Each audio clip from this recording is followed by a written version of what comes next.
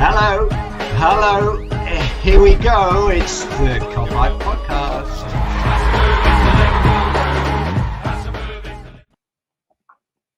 What is happening, everybody? And that is a line I'm stealing from Mick. And Mick isn't leading today because he was ill, God bless him. But good to see he's fit and fighting and ready to go. Plus, he's coming the game tomorrow, so that's even fucking better. Welcome everybody to another episode of the Cop-Out Podcast, and just as a little intro, this episode of the pod is sponsored by calidesigns.co.uk. As you're probably all aware, Cali is a very, very popular artist in the Liverpool world, or the Liverpool universe, whichever way you want to look at it. He's a local artist and a red who creates illustrations of the most iconic moments from sports. Mick, he's done Gerrard's trophy lift, hasn't he, in Istanbul. He's done Bobby's Kung Fu Kick celebration. There's such a massive range and there's brilliant products available at calidesigns.co.uk, and it's a great gift for any red to purchase, either for themselves or as a gift for somebody. Me and Mick have got a few of his prints. As you can see from Mick's background, there is one there hiding. He's just out of shot. He needs to rearrange that, to be fair. Okay, yeah. And obviously he's started doing t-shirts as well, and some of the t-shirts are fucking brilliant. But one of the great things that Cali's partnered with us, he has offered us a code as well. So that code is COPOUTPOD10 at the checkout, and it'll get you 10% off your entire order. So that's running along at the bottom of the screen. So again, really, really made up that we've partnered with Cali for that, and please check out his stuff because it's absolutely amazing. So Mick, Liverpool versus Chelsea is arguably the biggest game of the weekend. There's no argument about it, always is. Whenever Liverpool play, it's always the biggest game of the weekend.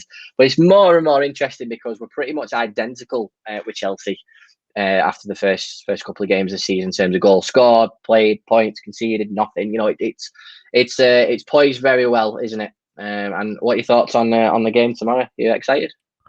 Yeah, I can't wait. Honestly, can't wait. Like you said, there's quite a few little battles that have been. I mean, I don't know how much has just been drummed out by the media, like Lukaku versus Van Dijk. Like, he hasn't played against Lukaku before in his life. He has, and he's always seems to have got the measure of him. So that's not a new thing, is it? Let's be honest. But yeah, there's a lot of little battles all over the pitch. That, I mean, battle of the right backs. That it's just that'll never go away. Reece James and Trent. That like. Yeah, that's just going to be a thing forever. Same with Wan-Bissaka. It's literally like the Gerrard Lampard skills debate that'll just rage on for however long they play for. And yeah, looking forward to it. Like especially if Hendo has obviously played the last game, he probably will play again. Question marks over Thiago, and obviously Fab's back. So yeah, there's a lot of, and Robbo as well. So there's a lot of positives even after last game going into this one. Yeah, I think one of the most positive things that I'm looking at is that it's the opportunity for Liverpool's best 11 to actually play together for the first time. Now, whether people look at that best 11 that includes Jota or Bobby, that's up for debate. But again, it's a really, really nice option to have. But we'll start with that ill-fated Lukaku and Van Dijk battle. We'll only do a couple of minutes on it, mate, because I'm bored of talking about it already. Because I just don't think there's a worry. You know, I mean, I granted Lukaku's done very, very well. Since you know he left Manchester United, and obviously done really well at Inter, and yeah, he was back with a bang against Arsenal. But you know, fucking hell, mate, when you were ill the last couple of days, you could play against Arsenal and probably bang a goal in as well. You know what I mean? So, and that's not a slight on you, mate. That's just you saying you're a good footballer when you're ill. You know what I mean? So that's what I'm saying.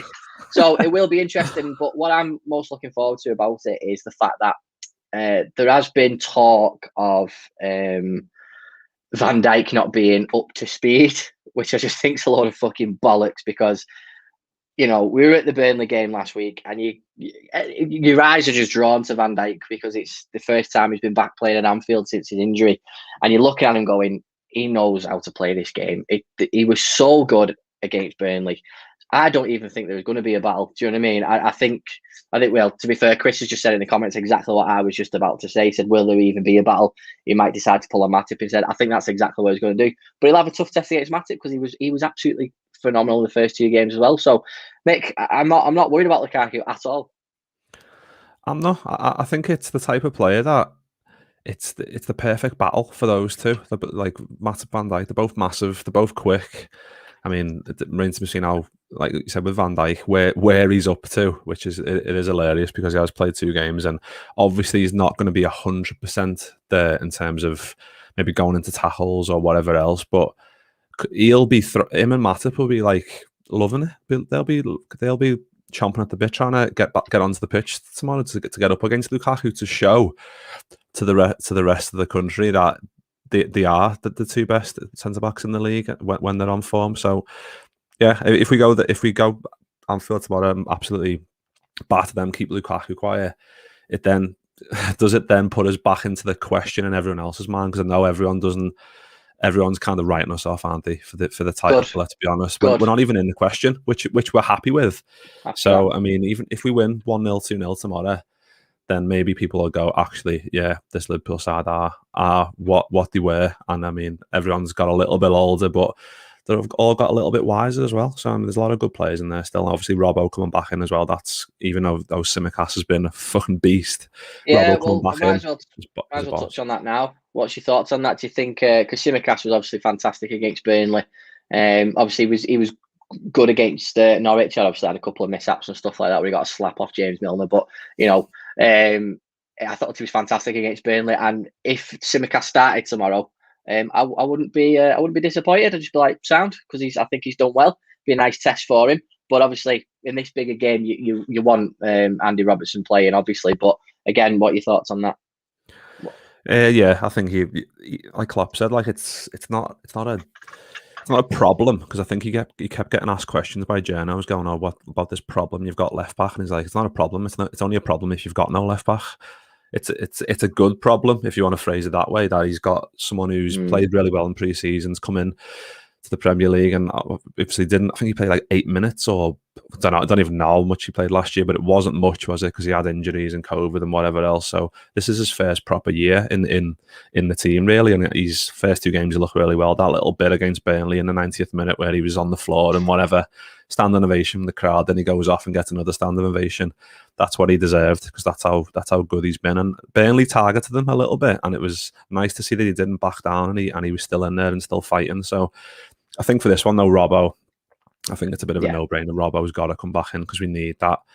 He's the best in the world for a reason. And I think Klopp even said that when Robbo's fit and available, it's impossible for anyone else to play in that position, because Robbo is just that good, and he knows how to play next to Van Dijk, and it kind of just puts everyone back into little pieces of jigsaw from when we were so good. And the quicker we do that in the season, the better, really. Yeah, absolutely, mate. And I'm definitely in the Andy Robertson camp for him playing against Chelsea tomorrow. Hence the left back from the future T-shirt that Paul Collins has made. And to be fair, I gave him the idea, and he came up with it within like 2-3 weeks, and I thought fair play to him. So this is I'm taking this as a personal T-shirt to me, but you can get it from properties.com anyway. So get yourself one of these T-shirts, and he does some cracking designs with Paul. So obviously let's just dive into the comments for a little minute. Paul's with us again. Evening, lads. Good evening, mate. Hope that housing renovation is going well, my friend. Keep up the pictures, because it's looking great. Yuki's joining us as well. Good morning from California. Hopefully one day we'll be over there, mate. I really do. And Chris has said, interesting to see who they pick at left back. Alonso is the weaker defensively, but Chilwell hasn't played all season. All right, Chris, over to you games, mate. Bloody hell. That's the first jib I'm giving you, because he's already given me a bit of a jib today. But again, you do make a good point, Chris. But I think either one we can cope with there. And then Chris has said, as good as Tsimikas is, I think Robertson's experience is needed, and Robbo is still a better player. Only question mark is Tsimikas. He tires bad in the last 15. Yeah, I think that's just obviously, like Chris said before, it's just like game time and stuff like that. So it's it's definitely an Andy Robertson game, 100%. And Chris said, I'm at the game tomorrow with my daughter. Right, good, mate. I'm not going now, Mick. If he's going, I don't want to risk bumping into Chris. All right, so just if anybody wants my ticket for tomorrow, you can have it, because I'm not going if Chris is going. Free of charge. But no, Chris. Yeah, free of charge. Yeah. But Chris, no, mate. Obviously, sound. Hope you enjoy the game with your daughter, mate. If we bump into you, happy bloody days. So I mean, Mick, when you look at it now, the way the season's sort of shaping up now, this Liverpool versus Chelsea, and we look at sort of the way we've played. So everyone has been sort of reporting retweeting the Salah goal. And I know you've done that a couple of times as well, saying that you'd really want to see the Salah goal. So since that game, let's have a look. How many times we played Chelsea since that Salah game? So 1, 2, 3, 4, 5, 6. Played him 6 times, and we've only lost twice, and one of them was in the FA Cup, and then the other time was obviously in March earlier this year for 1-0. So pretty decent record we've got against Chelsea over recent years, mate. So, but obviously they are the reigning European champions. That is we can't deny that. Fully deserved winning the European Cup.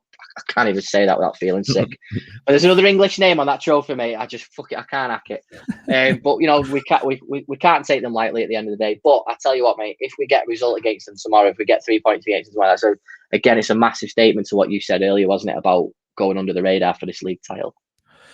Yeah, and like you said, it that plays into our hands. I mean, I keep referencing the thing BBC put up on the start of the season where all 20 pundits or journos or whatever, and 20 of them predicted the top 4 and only 2 of them put Liverpool in second, and I think the rest of them was either 3rd, 4th or 5th. So it's like, yeah, go ahead, literally crack on, honestly, because it's only that way because we've only signed Kanate. If we would have signed a few more, then they were like, "Oh, Liverpool might be good here. Oh, they've lost one Alden, whatever." And it's the same questions that Klopp keeps getting in his press conference, and you can see that he's pissed off because he's obviously on the lookout for players, and he's obviously not finding the ones that he wants. Either that, or we haven't got the money. I don't know what it is. I guess you'll never know. But yeah, right. Like, I'm happy to be underdogs. We've always kind of thrived on in the underdog role, and yeah, it's no, like, I mean, I imagine we're gonna talk about the latest transfer to Man United in a bit, but it's stuff, but it's stuff like that where all these teams that are signing players, if we then go and win one of the Champions League or the Premier League this year, how sweet will that taste, knowing that we got wrote off, questioned, Klopp got questioned for not signing anyone, a midfielder, forward, whatever else. Obviously, there's 4 days left, so we might still do that. But if we don't, and we still go and come 1st or 2nd and win the Champions League, then fucking hell, then when is he going to get the credit that he deserves? And when are the people going to stop questioning him for not making moves for players that we might not need? Obviously, we've seen that in January. We signed Kabak and Davis, and I know that was probably a bit different because they were emergency signings, but you don't want to just go and sign a player for the sake of signing the player. We all know Klopp likes to have a lot of scouting into players, and I imagine he's got a massive list of players, but maybe it's just not the right time, and next summer may be that time, hopefully. No, yeah, it's a really good point that you raised there, mate. And I think, like you said, I think I'll probably worry about that point in a couple of months' time when it starts shaping up, because if we will start seeing the shape of the season over the next couple of months, obviously, and I'll just like it be good to see where we're sat, and we can sort of analyse that point a little bit in more detail. But yeah, like you said, it would be brilliant if one of those big prizes come in, without a doubt. But sticking to the game at the minute, mate, I was looking at the shots that we've had so far, and we're the highest in the Premier League with 46. And Chelsea have faced the fewest shots in their 2 games as well, with 10.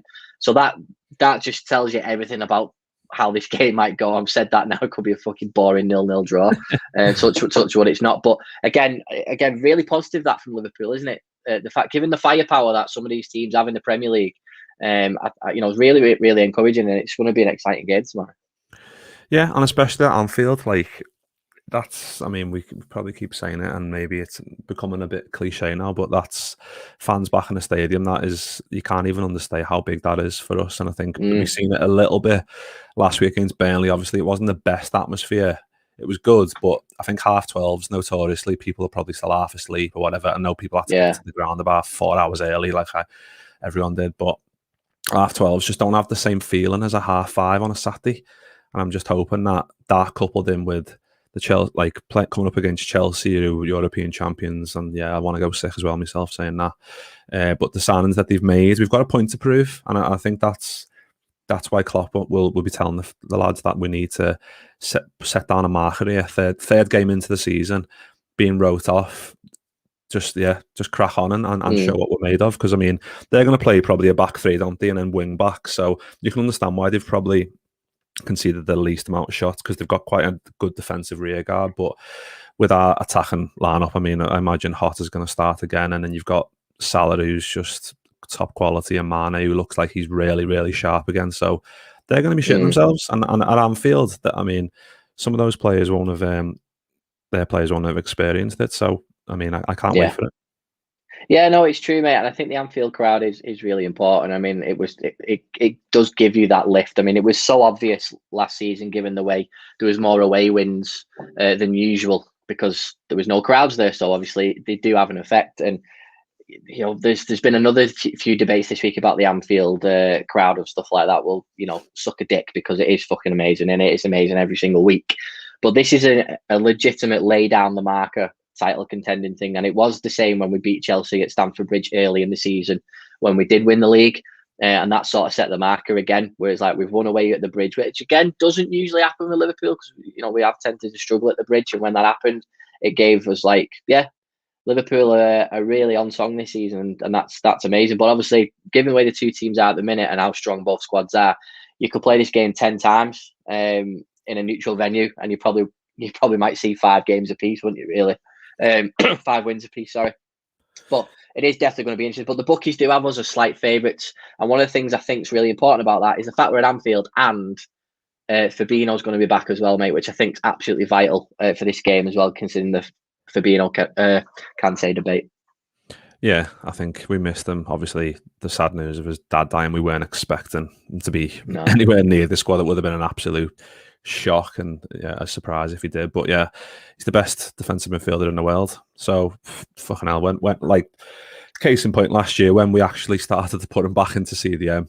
Even after he was so good at centre back, when he went back into defensive mid, you started to see just how good he is, just cutting off those. Like it's quite simple the way he makes it look, but it's so difficult to actually do when you think about it, because he covers so much ground, those long legs, cuts off the passing lanes, and he just kind of disrupts everything that a team wants to do. And I think, especially if they play Havertz, then Fabinho will obviously, that'll be key, because if that'll be a nice little battle in there, because he'll probably try and drop in, and Fabinho will just probably absolutely smash him on, which we want to do nice and early. And then I think it's the same for them, that like Jorginho, because he'll want to dictate the game, and they'll look to try and, I think they've had like the most passes in the league so far and whatever. So they're going to want to try and come to Anfield and play a way that not many teams do. Not many teams come to Anfield and think we'll try and beat them in possession wise and try and pass them to death. There's only a handful of teams in world football that will even attempt to do that. So yeah, it's going to be a big battle, but having Fab back's huge, absolutely huge. Obviously Hendo did really well against Burnley, but you put Hendo back onto the right hand side, I think it just, like I said, with the Robbo and Van Dijk thing, it just puts people back into the little jigsaws that they're so used to. It's just going back to what resetting yourself to default position. Yeah. Because Fabinho goes back, and then you've got Hendo on the right. Trent then goes, well, yeah, I know where I'm going now, because Hendo's going to cover for me. It just kind of just becomes second nature. And when Liverpool are in that kind of funk and everything, you don't have to think about it. That's when Liverpool are at the best, I think. True. Well, while we're talking about players who are going to be dropping out or coming back into the squad, let's have a look at them. So let's just quickly go through it. Both picking Alisson in goal, obviously. Your back four, well, I think we've probably covered that of Trent, Matip, Van Dijk and Robbo. But it gets interesting with the front six, really, because obviously Keita, Henderson and Elliott started against Burnley. So are you dropping out of that because Elliott did quite well against Burnley, mate? So would you again be a massive statement for him to start again against Chelsea? He did himself no harm against Burnley. Quite right, he should get another start. Keita did okay against Burnley as well. So what would you do there, mate? Would you drop Keita or Elliott for being on? What would you be doing? Yeah, I would be very surprised if Harvey Elliott started again. I mean, obviously he did do really well, and obviously the second goal done so well. Great little touch and assist to the assist for Mane, and done really well in the game overall, really, as his first Premier League start and as an 18-year-old.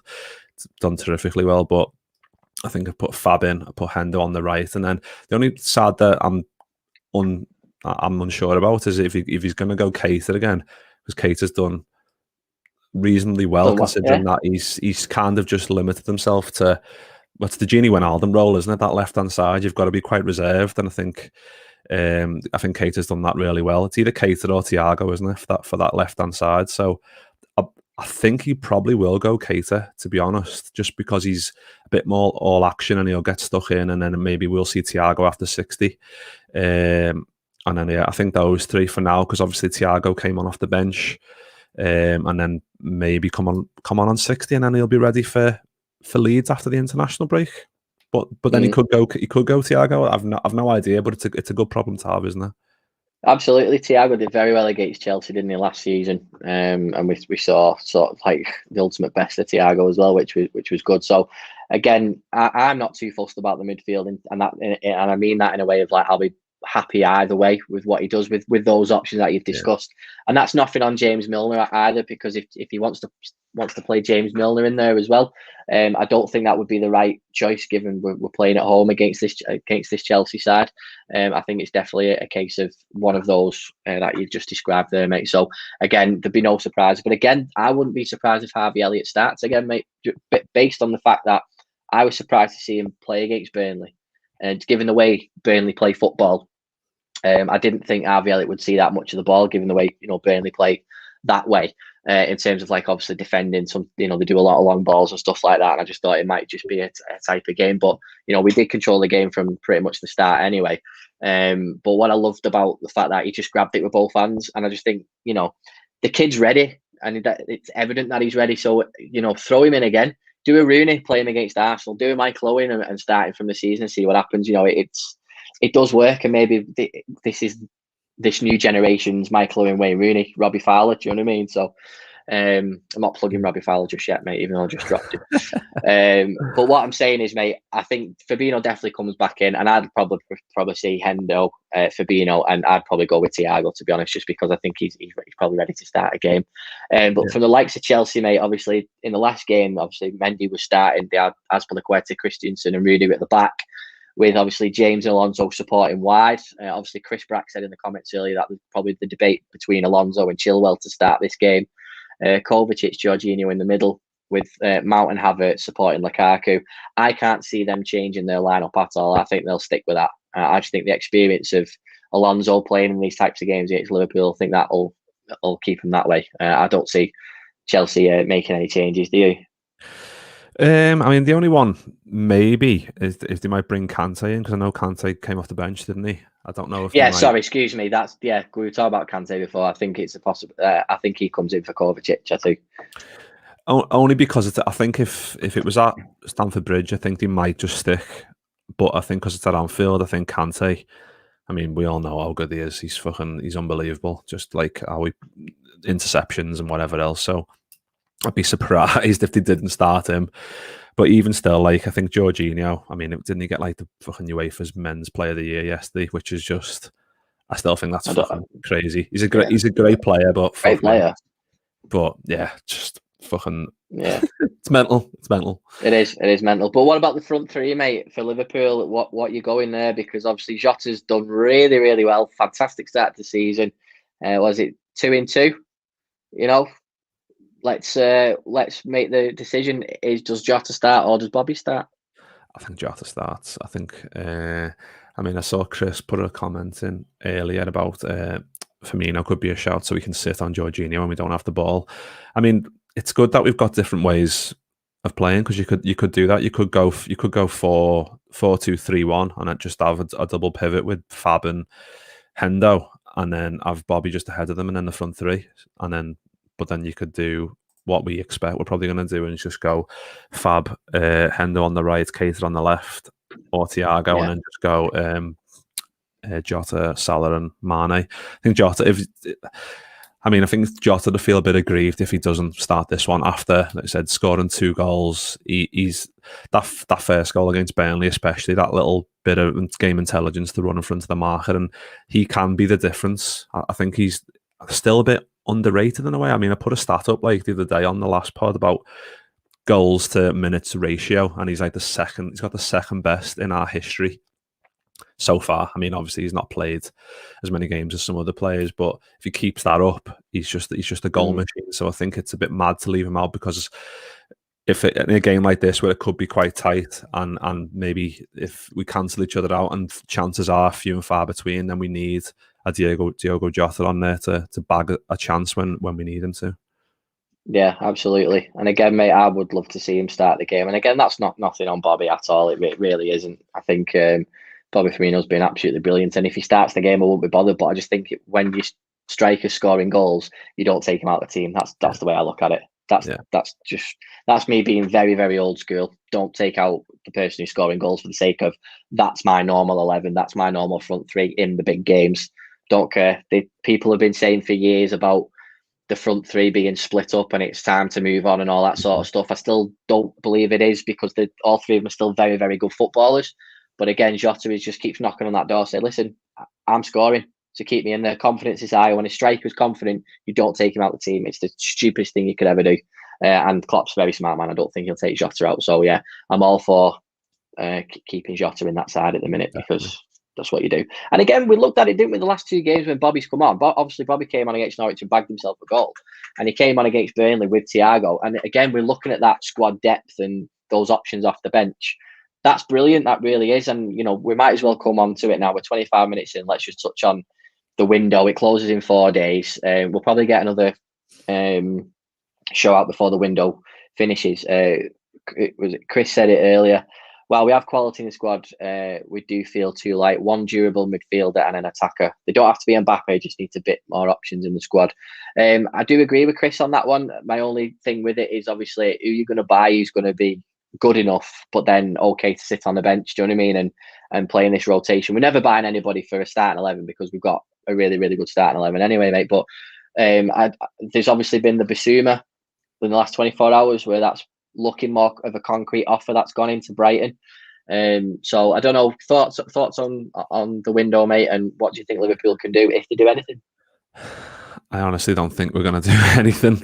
Just going off what Klopp said today in the presser, like he said that if there's a player available, that he'll definitely go for them, and he said that I promise at the end, and it was like he was like like a bit of a rallying cry that it is his decision not to be buying players. And obviously then he's also mentioned in other press conferences that fucking Man City and PSG and whoever else are playing a different game, like in terms of finances. And I mean, it's not his fault or whatever. It's just the way it is, that we've got owners in charge who aren't just going to go blow fucking 100 million on a player. That's just the way it is. And I mean, if we do sell players, then we might do that maybe next summer, but who knows? I don't know. Like Bissouma would be perfect. He would be perfect. You've seen him for Brighton. He is a good all rounder. I think he's not 25 till like next week, so still really, really young. And I think Prem proven as well. So it's not going to be like an acclimatization there. It's going to be come straight in and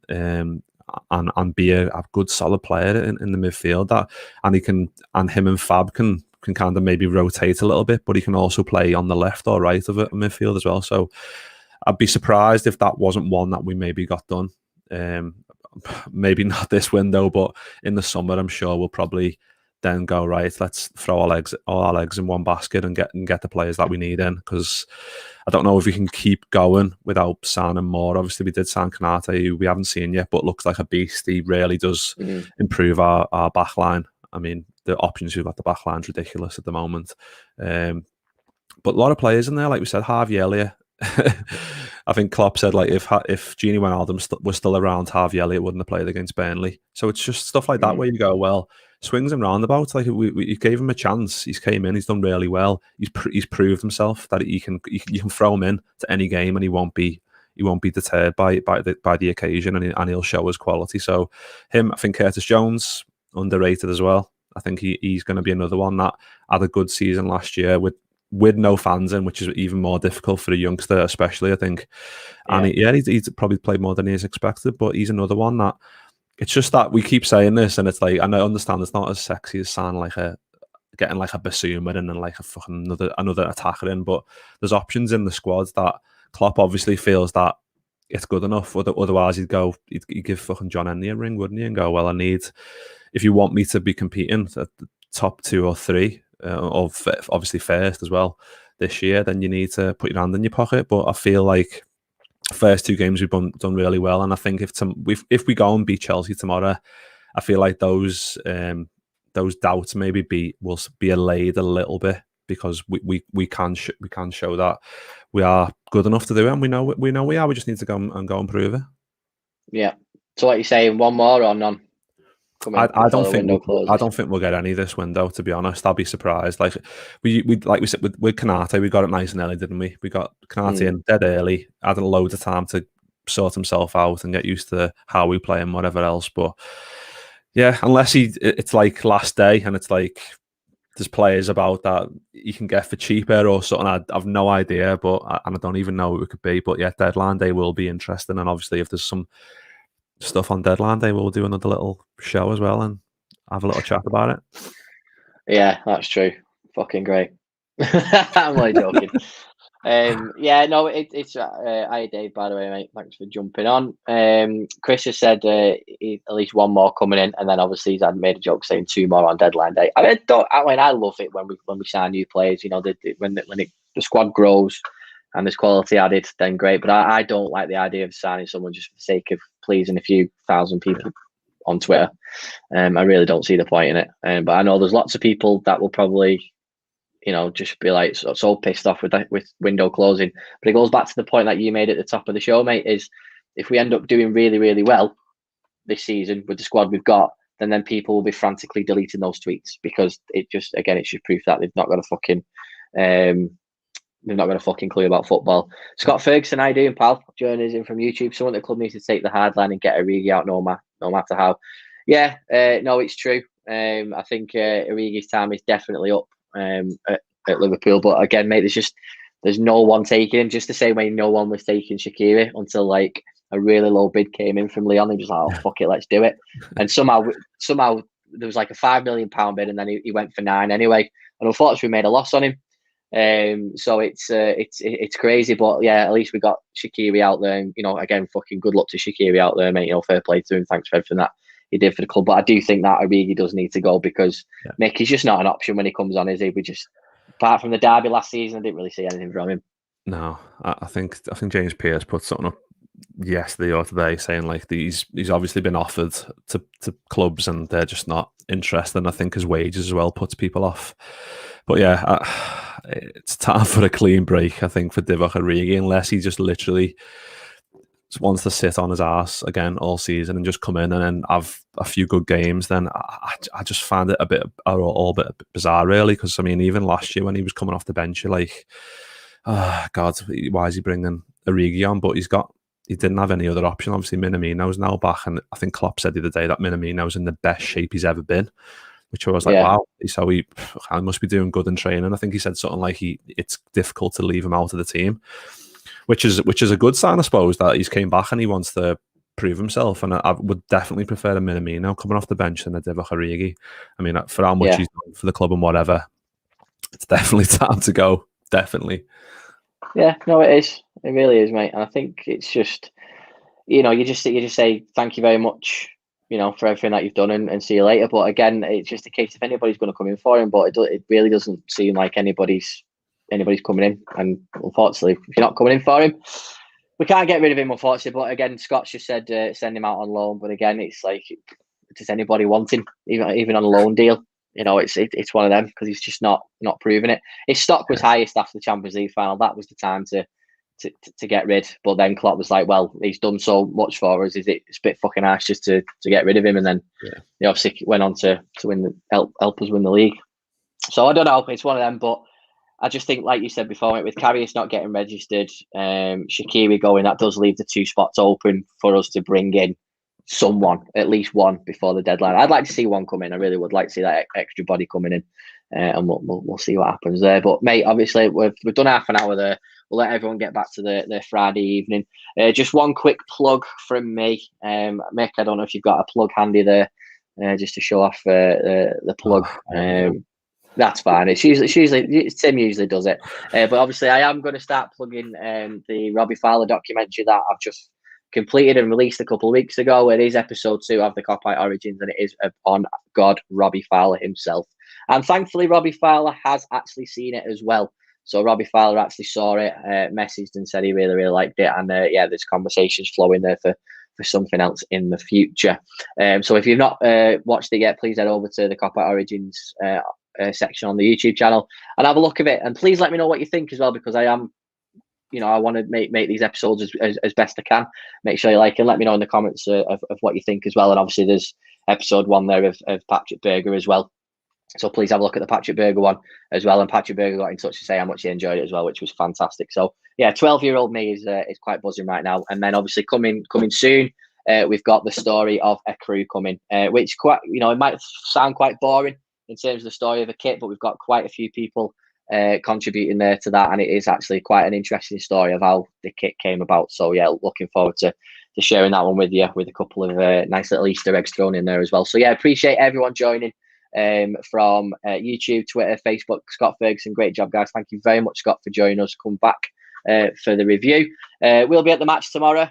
So Mick, if anybody sees us, say hello. Oh, Scott's watching from America. Fucking right, son. Whereabouts in America you're watching, Scott? Let us know, because UK is watching from California, and I want to know exactly where you're watching from, Scott. So that would be amazing. Amid Reddy's back as well. The race mate, great job, nice one. Thank you very much, buddy.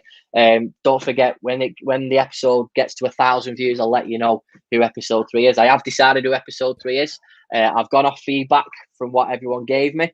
So I haven't chosen it this time. It's for the feedback that people have wanted. So I'm giving the people what we want. Oh, he's in Georgia. What a wonderful state that is, mate. Whereabouts in Georgia, mate? You're from Atlanta? Probably not. But just let us know in the comments, mate. And definitely join us again, Scott. Really, really appreciate it. So yeah, honestly, guys, thank you very much for joining us. We'll be at the match tomorrow, and then we'll probably do the preview over the weekend at some point, because we'll be in the pub Saturday after the game anyway in May Duncan. So if you are, that's where we'll be. We'll be amazing. Yeah, come and buy me a pint. Yeah, come and say hello. Oh, fucking YouTubers. But yeah, I'll have me ready-made signed cards. You know, if you want to. Like fucking what's his name? Warnock has them in his back pocket. Oh fucking hell! As you can tell, guys, we are taking the piss right there. So fucking hell, Jesus Christ! Yeah, but yeah, listen, love everybody in the comments for joining us. If you've not joined us live, enjoy the show on Friday. Enjoy your Friday night, and we'll see you next time. Yeah, love you. Bye.